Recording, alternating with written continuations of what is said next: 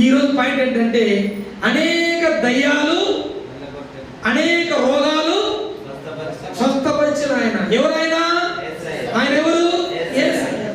ఆయన దగ్గరికి వచ్చిన వారందరినీ కూడా చేశాడు ఆయన, స్వస్థపరిచను. అందుకొచ్చి వారందరినీ తప్పకుండా స్వస్థపరుస్తాడు. వారి యొక్క దురాత్మ నుంచి, దయ్యం నుంచి, చెడవాటి నుంచి విడిపిస్తాడు తప్పకుండా.